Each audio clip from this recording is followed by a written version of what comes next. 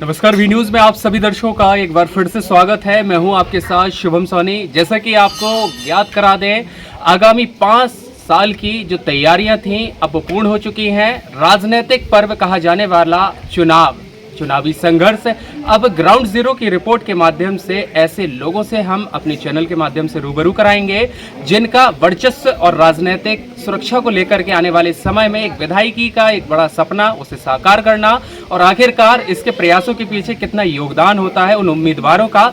चलिए विस्तार से जानकारी के लिए हम आपको बता दें, आज वी न्यूज़ की टीम ग्राउंड जीरो की रिपोर्ट में पहुंच चुकी है विधानसभा क्षेत्र राजनगर। वैसे कहा जाता है राजनगर का जो एक चुनावी संघर्ष होता है वह बहुत ही अहम होता है अन्य विधानसभा सीटों के मुताबिक, लेकिन यहाँ के जो कद्दावर नेता हैं, राजनेता हैं, जो पार्टी के विश्वसनीय लोग हैं, उन्हें ये जिम्मेदारी अब सौंपी गई है और ऐसी जिम्मेदारियों का निर्वहन करते हुए हमारे साथ समाजवादी पार्टी से ब्रज गोपाल यानी कि ब्रजेश बबलू भैया जी मौजूद हैं। चलिए उनसे ग्राउंड जीरो की रिपोर्ट में जान लेते हैं उनके अनुभव।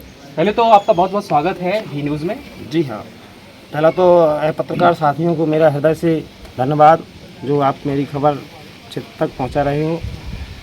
ब्रजगोपाल बबलू पटेल, समाजवादी पार्टी प्रत्याशी राजनगर विधानसभा 50 से, और मेरा प्रयास लगभग 5 सालों से जनता के बीच में जाना आना और समाज सेवा का भाव जारी रहा और मुझे जनता से पूर्ण विश्वास है कि इस बार जनता क्षेत्र का सेवक मुझे चुनेगी। कहीं ना कहीं बबलू का नाम अन्य और पार्टियों से भी जोड़ा जाता है, जैसे कि आप पार्टी से कहीं आपका एक नाम जोड़ा जाता है, तो पहले तो हम चाहते हैं हमारे दर्शक भी जान सकें कि आप पार्टी से क्या नाता रहा है। जी हाँ, आप पार्टी में मेरे यहाँ पार्टी के पदाधिकारी लोग आए, उन्होंने कहा कि आप आम आदमी पार्टी का काम करिए, तो मैंने कहा देखते हैं अगर आपकी पार्टी सही और ईमानदारी के रूप से काम करेगी तो देखेंगे आपकी पार्टी में। मैंने ना कोई पद लिया, ना कोई सदस्यता ली, ऐसा ना कोई सबूत है, और मैं पार्टी में रहा, उनके बीच में जाता आता रहा और संपर्क जारी रहा। मैं दिल्ली गया और दिल्ली में वहाँ जो है सम्मान समारोह चल रहा था और सम्मान समारोह के लोगों लिए मध्य प्रदेश के लोगों को आमंत्रित किया गया माननीय केजरीवाल जी ने। और जब आमंत्रण सम्मान की बात आई तो हम लोगों के वहाँ पास ही नहीं मिल रहे थे। तो हमने कहा भैया जब आप दिल्ली में आके पास नहीं बन रहे हैं, जब अभी हम ना कोई पद में हैं, ना कोई चुनाव लड़ा, ना कोई प्रत्याशी बने, तब ये दशा है। और जाके जो है लोगों ने कहा यदि आपको अंदर जाना है तो दूसरे का नाम बोले, उसी का नाम कह दो कि यही हमारा नाम है। हमने कहा हमने तो सुना था कि आम आदमी पार्टी बड़ी ईमानदार पार्टी है, ये झूठ नहीं बोलती है, और ये झूठ बोलना पहली देर में आने से हो गया तो भाई हम इस पार्टी में नहीं रहेंगे और ये काम नहीं कर पाएंगे। हमने वहीं से उनका जो है जो कार्ड आर्ड लिए थे, जो दिया था उन्होंने कि दिल्ली आने का, हमने वहीं रख दिया। हमने कहा ये बात आत्मसम्मान की है, भैया नहीं रह पाएंगे। बबलू जी, एक पार्टी से कहीं ना कहीं आपको थोड़ा सा निराशाजनक हाथ लगी और आपने दिल्ली से उस चीज़ को वहीं छोड़ करके आगे बढ़े, समाजवादी पार्टी को ही अपनाया, वहाँ कैसे विश्वसनीयता आपके द्वारा बनाई? जी, मेरी विचारधारा और समाजवादी की पार्टी की विचारधारा लगभग मिलान खा रही है, इसलिए मैंने समाजवादी पार्टी ज्वाइन की, सदस्यता ली और समाजवादी पार्टी का प्रदेश कार्यकारिणी सदस्य बना और 11 महीने मैंने पार्टी में लगातार संघर्ष किया, जनता के बीच में जाना आना रहा और पार्टी ने मेरा विश्वास जताया। माननीय राष्ट्रीय अध्यक्ष जी ने मुझे आज राजनगर विधानसभा 50 का प्रत्याशी घोषित किया और प्रत्याशी बनाया। और मेरा जो है जनता के प्रति भाव है कि शिक्षा, स्वास्थ्य और जातिगत जनगणना कराने का मैंने ऐसा मुद्दा लिया है, जनता के बीच में जा रहा हूँ। बबलू जी, अहम सवाल आपसे, आपके द्वारा समाजवादी पार्टी का दामन थामा गया, पार्टी के द्वारा आपका समर्थन टिकट देकर के किया गया, ग्राउंड जीरो पे अगर देखें तो लोगों का कितना समर्थन आपको मिलने को देखने को मिल रहा है? जी हाँ, समाजवादी पार्टी का मुझे अच्छा समर्थन मिल रहा है और जहाँ मैं जा रहा हूँ लोग जो है पार्टी के दीवाने हैं, क्योंकि पार्टी ने जो उत्तर प्रदेश में करके दिखाया है वो मध्य प्रदेश के लोग भी कुछ उम्मीद चाहते हैं, क्योंकि ऑप्शन जनता मध्य प्रदेश की तीसरा ऑप्शन देखना चाहती है और तीसरा ऑप्शन यहाँ जो है आम आदमी पार्टी भी चाह रही कि हम बना लें और समाजवादी पार्टी भी चाह रही कि हम बना लें, लेकिन समाजवादी पार्टी ज़्यादा जो है हद तक यहाँ मध्य प्रदेश के अंदर जो है कब्जा जमाएगी। बबलू जी, आपसे जानूंगा कि आप भी एक युवा हैं और बीते 5 वर्षों से विधायकी की लेकर के ग्राउंड जीरो पे आप काम कर रहे हैं, लोगों से यहाँ पर मिल रहे हैं, उनकी समस्याओं को सुन रहे हैं। एक तौर पर अगर मान लिया जाता है कि जन समर्थन मिलता है और भावी विधायक के रूप में अगर बबलू सामने आते हैं, तो वो प्रमुख 3 चीज़ें कौन सी होंगी जो आप इस योजना के तहत में आपके क्षेत्र की खुशहाली के लिए और जनता की वो मांग पूरी की जाएगी, वो 3 चीज़ें कौन होंगी? जी हाँ, जातिगत जनगणना जो है सदन में मुद्दा उठाया जाएगा।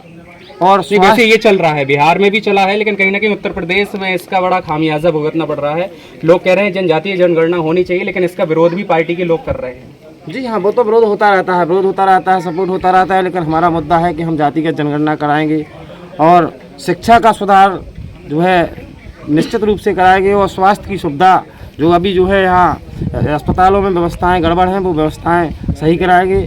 और किसानों की जो फसल गैयन से परेशान हैं लोग और गौशालाएं बनी हुई हैं, लेकिन गौशालाओं के लिए कर्मचारी चिन्हित नहीं है, तो प्रशासन से सदन में मांग रखेंगे कि गौशाला के लिए कर्मचारी चिन्हित करिए और ये गैया जो है व्यवस्थित गौशाला में कराइए। ऐसे बहुत से मुद्दा है, जैसे कि रोजगार। यहाँ के मध्य प्रदेश के सबसे ज़्यादा लोग बाहर पलायन करते हैं और यहाँ जो है छोटे छोटे लघु उद्योग जब खुल जाएंगे तो लोग यहाँ यही रोजगार जब मिल जाएगा तो उनके बच्चे अच्छे से शिक्षा प्राप्त कर सकेंगे। और जो भुखमरी से जूझ रहे हैं लोग, गरीबी से जूझ रहे हैं, तो शिक्षा की कमी है और जब शिक्षा पर सुधार होगा तो निश्चित देश आज़ाद होगा। मान लीजिएगा अगर कुछ पल के लिए यहाँ पर मैं भूल जाऊँ कि उम्मीदवार विधायक हैं और एक आम व्यक्ति मेरे सामने बबलू के रूप में खड़ा है, उससे मैं जानना चाहूँगा कि अभी वर्तमान में स्थिति क्या है आपके गाँव की और क्या होना चाहिए था और हुआ क्या है अब तक? जी, जैसे कि मेरे गाँव से आप तुलना कर रहे हो, या मैंने तो पूरी विधानसभा में पैदल इक्यावन दिन की यात्रा की, तो पूरी विधानसभा में झुग्गी झोपड़ी तक मैं पहुंचा हूं और मुझे लोगों का दर्द पता है, क्योंकि मैं गरीब किसान का बेटा हूं और गरीबी का दर्द मुझे पता है कि क्या होता है। तो ऐसा मैंने देखा है। और जैसे कि कई गांवों में स्कूलों की सुविधा और रोडों की समस्या इतनी ज़्यादा है कि बच्चे स्कूल नहीं जा पाते हैं बरसात के दिनों में, और कागजों की पन्नों पे तो काम पूरे हो चुके हैं। जैसे कि कहा जाए प्रधानमंत्री आवास योजना का लाभ, देखिए आप जहाँ क्षेत्र में सर्वे करिए आप, तो जो गरीब है वास्तव में उनको उसका लाभ नहीं मिल रहा है। कागजों में काम हो रहा है? हाँ, कागजों में सबसे ज़्यादा काम हो रहा है और ज़मीनी स्तर तक नहीं पहुँच रहा है, क्योंकि वहाँ यहाँ जो है सबसे ज़्यादा रिश्वतखोरी का काम चल रहा है। और जब रिश्वतखोरी जब तक बंद नहीं होगी तब तक काम जनता तक नहीं पहुँच पाएंगे।